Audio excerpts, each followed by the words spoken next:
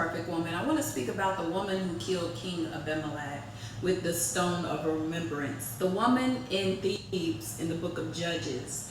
She is known as a hero, heroic, very courageous in her way about how she went, because Abimelech was in a war and was going up to fight on this wall. And here she throws this stone and cracks his cranial. And he's so evil. Just to give you a brief about Abimelech, he's extremely conniving and evil unto death. I mean, he didn't want to be considered as killed by a woman, so he had his armor bearer kill him. So I want to talk about this woman because this King Abimelech, he actually persuaded his family or his mother's brother to encourage people to make him a plot to overthrow the king and his family to rule and make him sole ruler. He didn't have to do that though. He did not have to slay all 70 of his brothers except for one. You know, his name alone means my father is king. So if your father is king, you're automatically king.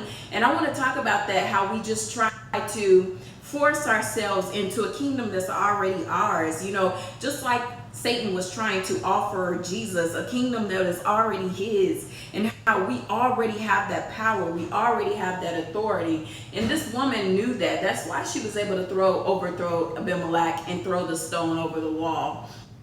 You know, and just to speak about that whole war and what was happening, King David was actually, that was Uriah is one of his top soldiers. Uriah was sent to carry the letter to his death. And David had sexual immorality with Uriah's wife. So to cover up the sin, he sends Uriah with the letter to slay him to people. So he's carrying one's own condemnation. He's carrying his punishment. He's carrying his sentencing.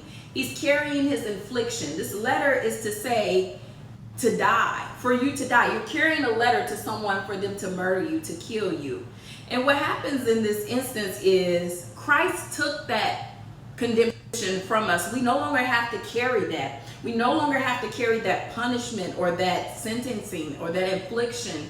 He's already covered up our sins. He's already done that for us.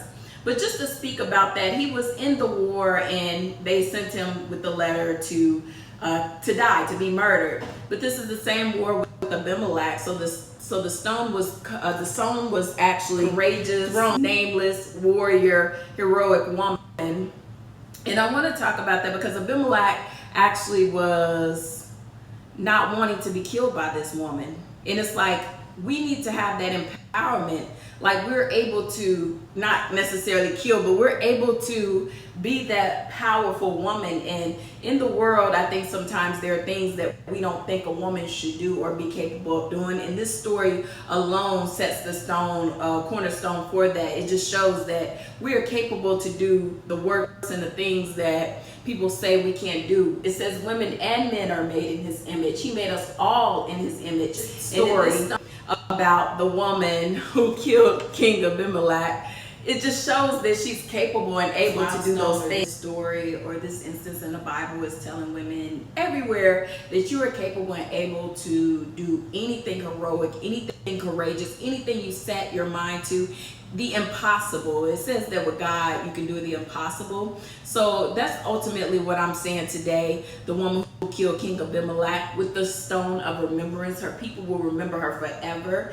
And she is capable to continue on regardless of what's happening in the war.